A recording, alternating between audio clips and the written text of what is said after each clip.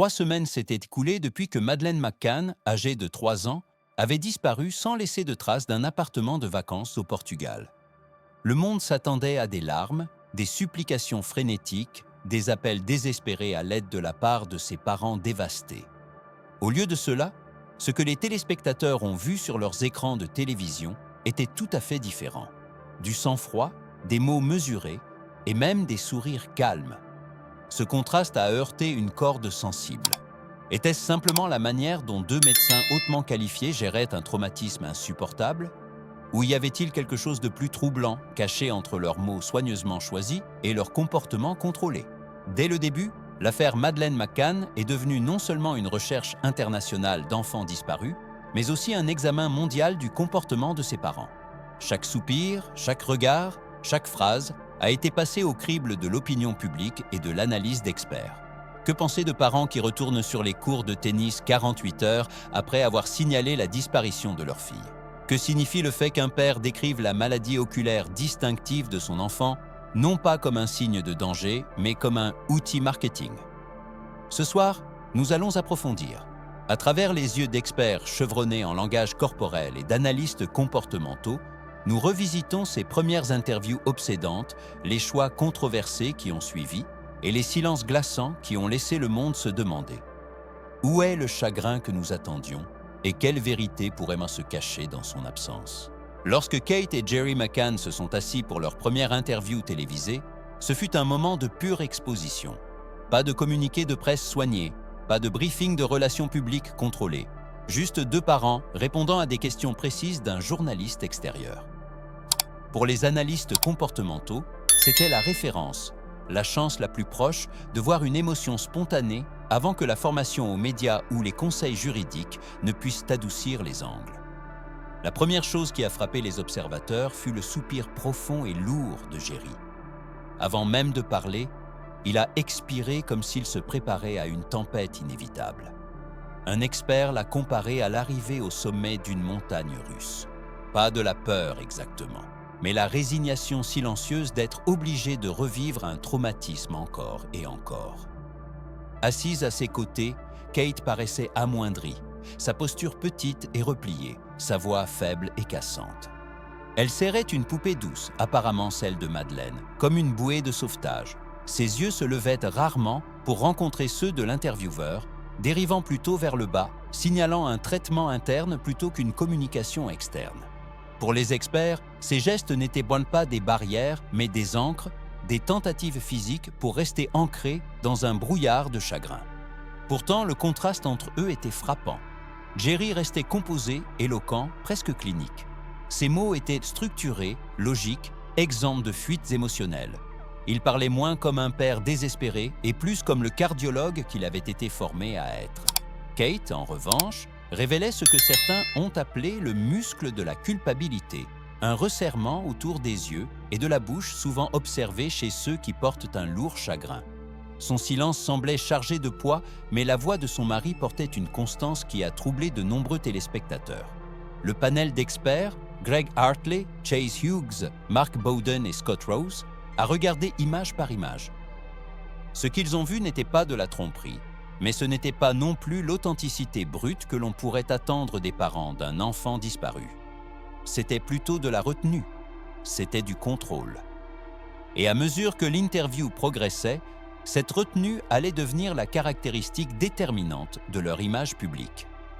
La question qui persistait était simple. Cette constance était-elle le produit d'un traumatisme, d'un choc, d'une formation médicale? Ou était-ce le premier aperçu d'un récit soigneusement géré, poli, avant même que le monde ne puisse commencer à le remettre en question? Alors que l'interview se déroulait, ce qui ressortait le plus n'était pas ce qui était dit, mais ce qui manquait. Il n'y avait pas de larmes, pas de voix tremblante, pas d'appel désespéré à un potentiel ravisseur. Ni Kate ni Jerry n'ont regardé la caméra pour supplier. « S'il vous plaît, si vous l'avez, ramenez-la ». Ils n'ont pas décrit Madeleine au présent, se demandant si elle avait froid, peur ou appelait à l'aide. Au lieu de cela, ils ont parlé de sa beauté et de sa perfection au passé, comme si elle était déjà partie. Les experts comportementaux ont décrit ce vide comme un aplatissement émotionnel. Dans d'innombrables cas précédents, des parents en deuil s'étaient effondrés à la télévision en direct, s'écroulant en sanglots, éclatant de colère ou s'accrochant à tout espoir de retrouvailles. En revanche, les McCann ont maintenu une présence calme, presque stérile. Leur discours était mesuré, leur posture droite, leur visage composé. Pour certains observateurs, c'était la preuve d'un choc, le mécanisme de défense du corps contre l'effondrement émotionnel. Mais pour d'autres, cela ressemblait à une performance calculée, un refus de révéler quoi que ce soit de brut. Une absence particulière a perturbé les analystes, l'absence de ce que l'on appelle les déclarations de réassurance. Des parents innocents soupçonnés disent souvent instinctivement des choses comme « Nous aimons notre enfant, nous ne lui ferions jamais de mal » ou « Nous voulons juste la retrouver ». De telles déclarations sont des tentatives inconscientes de rassurer. Mais les McCann ne les ont jamais offertes. Ils n'ont pas essayé de convaincre qui que ce soit de leur innocence. Ils ont simplement présenté des informations avec un calme clinique. Ironiquement, ce silence les a fait paraître plus suspects aux yeux du public. Les experts sont restés prudents et n'ont pas accusé. Le traumatisme ne suit pas un script. Tous les parents ne réagissent pas par des lamentations ou de la rage. Et pourtant, l'absence totale d'éruption émotionnelle, les sanglots manquants, la colère manquante, le chaos manquant, a jeté une ombre sur leurs paroles. Là où la plupart des gens s'attendaient à un chagrin déchirant, ils ont vu de la retenue. Là où le monde cherchait la complexité humaine, ils ont trouvé du raffinement. Ce vide émotionnel, peut-être plus que toute autre phrase ou geste, est devenu la caractéristique déterminante de l'affaire McCann. Parce que dans les moments de perte inimaginables, le silence peut être plus éloquent que les cris. Si l'interview télévisée a laissé le public troublé, les actions des McCann dans les jours qui ont immédiatement suivi la disparition de Madeleine ont accentué le malaise. Seulement 48 heures après avoir signalé la disparition de leur fille, Jerry et Kate ont été aperçus de retour sur les cours de tennis du complexe de l'Ocean Club. Pour beaucoup, l'image était choquante. Comment deux parents en deuil pouvaient-ils retourner si rapidement à des activités de loisirs alors que leur enfant était toujours porté disparu ? Pour les spécialistes des traumatismes, il y avait deux interprétations possibles. La première était la dissociation psychologique. Dans les cas de détresse émotionnelle extrême, les individus se réfugièrent parfois dans des comportements routiniers comme moyen de faire face. En s'accrochant à la normalité, ils créent une distance protectrice par rapport à une réalité insupportable. De ce point de vue, prendre une raquette de tennis n'était pas sans cœur. C'était une tentative fragile de continuer à fonctionner face à l'effondrement. La deuxième interprétation était moins sympathique, le contrôle de l'image. Très tôt, les McCann ont semblé extrêmement conscients de la façon dont ils étaient perçus sur la scène mondiale. Maintenir leur sang-froid, montrer du calme et paraître fort a pu être une stratégie délibérée pour rassurer le public et maintenir le soutien. Mais cette approche s'est retournée contre eux. Dans un climat culturel où le deuil visible est considéré comme la monnaie de l'innocence, leur calme a paru froid, voire calculé. La réaction négative fut rapide. Les titres de journaux ont remis en question leurs priorités, les commentateurs se sont interrogés à voix haute sur leur manque de désespoir visible. Les téléspectateurs ordinaires ont trouvé cela incompréhensible. Quel genre de parents pouvaient retourner au sport alors que leur enfant était potentiellement en danger ? Qu'il soit né d'un traumatisme ou d'une stratégie, l'incident du tennis a cimenté une impression qui allait suivre les McCann pendant des années. Leurs actions n'appartenaient plus uniquement au domaine du chagrin personnel. Elles étaient devenues une partie de l'affaire elle-même, un symbole de la question obsédante en son centre. Ces parents faisaient-ils leur deuil à leur manière ou contrôlaient-ils un récit qui avait déjà échappé à la confiance du public ? Parmi les nombreuses controverses qui ont entouré l'affaire McCann, peu ont été aussi troublantes que la décision de rendre publique la condition oculaire de Madeleine. La petite fille avait un colobome rare à l'œil droit, une marque sombre distinctive qui la rendait instantanément reconnaissable. Les autorités portugaises auraient conseillé à la famille de garder ce détail privé, craignant que si un ravisseur savait qu'elle était trop identifiable pour être cachée, il ne se sente obligé de la faire taire définitivement. Pourtant, les McCann ont choisi une autre voie. En quelques jours, une photo largement diffusée de Madeleine dans une robe rouge a mis en évidence cette condition aux yeux du monde entier. Elle est devenue la pièce maîtresse de leur campagne, affichée sur des affiches, dans des interviews et dans la couverture médiatique. Lorsque Jerry a expliqué plus tard leur raisonnement, ces mots en ont stupéfié beaucoup. Nous avons compris que cela pourrait lui nuire, mais c'est un excellent outil marketing. Pour les psychologues comportementaux, cette déclaration était un cas d'école de dissonance cognitive.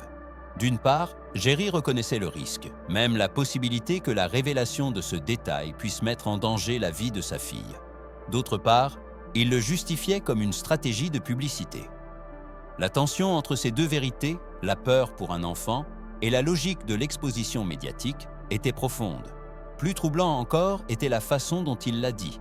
Les analystes ont noté que son ton était plat, clinique, dépourvu de tout conflit intérieur visible. Il n'y avait aucune hésitation dans ses mots, aucun tremblement dans sa voix, aucune micro-expression faciale de culpabilité ou d'angoisse. Au lieu de cela, il a prononcé la phrase avec la précision calme d'un professionnel présentant une stratégie de campagne. Pour les critiques, ce n'était pas la voix d'un père désespéré, mais celle d'un porte-parole. Appeler un défaut oculaire potentiellement mortel un outil marketing révélait au minimum une séparation glaçante entre l'émotion parentale et la stratégie de relations publiques. Pour beaucoup, c'est devenu un symbole de l'affaire elle-même, où le chagrin et le marketing semblaient se brouiller, laissant le monde se demander ce qui motivait réellement les choix des McCann. Dans toute affaire d'enfants disparus, les photographies servent un seul objectif urgent, la reconnaissance. Plus l'image est claire et récente, plus les chances que quelqu'un puisse identifier l'enfant sont élevées. Pourtant, dans le cas de Madeleine, les photos publiées par ses parents ont souvent soulevé plus de questions que de réponses. L'une des plus débattues fut la soi-disant photo de la piscine. Selon les McCann, elle a été prise l'après-midi même du 3 mai 2007, le jour où Madeleine a disparu. Elle montrait Jerry assis au bord de la piscine avec sa fille, souriant et insouciant. En surface, cela semblait être un instantané de bonheur de vacances, mais les experts en criminalistique numérique ont remarqué des signaux d'alarme. Aucune métadonnée XIF n'a jamais été publiée pour confirmer la date et l'heure. L'éclairage semblait incohérent avec l'heure à laquelle il aurait été pris. Même les vêtements que portait Madeleine correspondaient à des tenues vues sur des photos de vacances antérieures. Certains se sont demandé si l'image avait été sélectionnée ou même mise en scène pour la placer vivante cet après-midi-là. Une autre image controversée est devenue connue sous le nom de photo du tennis. Madeleine, petite et souriante, se tenait sur un court de tennis. Pour les téléspectateurs occasionnels, c'était charmant. Pour les analystes photos, c'était suspect. Son contour semblait anormalement net, ce qui a conduit certains à spéculer que sa silhouette avait été découpée d'une autre photo et superposée sur la scène. Sans fichier original ni métadonnées, l'authenticité de la photo n'a jamais pu être vérifiée. Ensuite, il y a eu la photo de la robe rouge, peut-être la plus emblématique. Madeleine, plus jeune et soignée, regarde directement l'appareil photo dans une robe vibrante. Elle était puissante, émouvante, largement diffusée. Et pourtant, elle aurait été prise 1 ou 2 ans plus tôt. Pourquoi, se sont demandé beaucoup, des parents n'utiliseraient-ils pas les photos les plus récentes disponibles de leurs vacances au Portugal? Dans les cas d'enlèvement, chaque détail compte. Coiffure, croissance, même la maturité faciale subtile. Au lieu de cela, les McCann se sont appuyés sur une image plus ancienne, plus symbolique. Pris ensemble, ces choix suggéraient quelque chose de plus grand que la reconnaissance.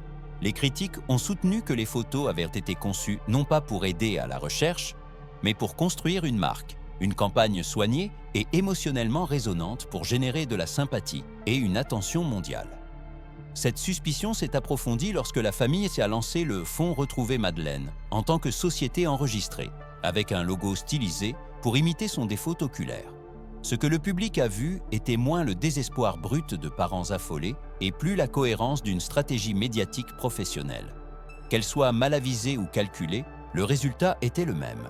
Les photos censées apporter de la clarté n'ont fait qu'alimenter le doute, laissant l'affaire enlisée dans l'ombre et la spéculation.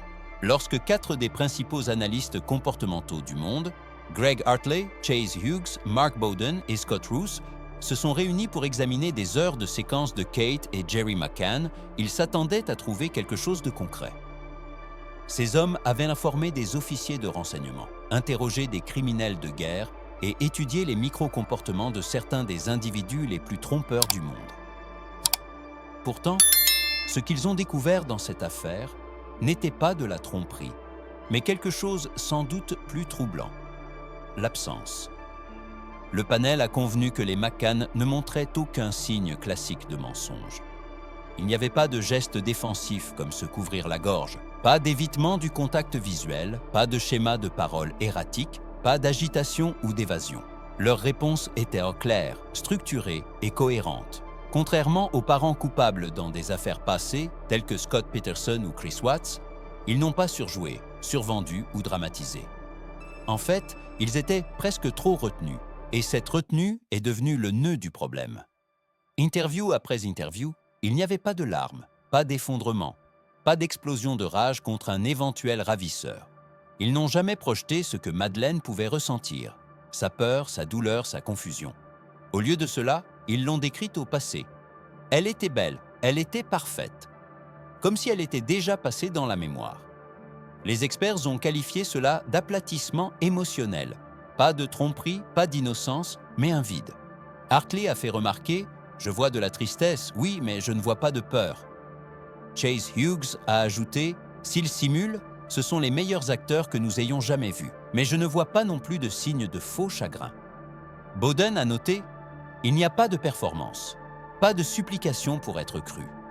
Ils ne mentent pas, mais où sont les émotions ?» Et Scott Roos a livré l'évaluation peut-être la plus cinglante. « Je ne vois pas de tromperie, mais je ne vois pas non plus de dévastation. » Pour les analystes habitués à la complexité humaine, des fêlures dans la voix, des mains tremblantes, un chagrin chaotique, les McCann étaient trop polis, trop constants, trop stables. S'ils mentaient, ils ne montraient aucun des indices habituels. S'ils disaient la vérité, il manquait de la résonance émotionnelle que le monde attendait. Et ainsi, la conclusion fut troublante dans son ambiguïté. Les McCann n'ont pas été exposés comme des menteurs, mais ils n'ont pas non plus été révélés comme des parents, en deuil, de la manière dont la société l'imaginait. Au lieu de cela, ils ont occupé une zone grise entre authenticité et artifice, un vide où la suspicion prospère. C'est peut-être pourquoi, après toutes ces années, l'affaire trouble encore si profondément. Parce que parfois, l'histoire la plus troublante n'est pas racontée par ce qui est dit, mais par ce qui manque.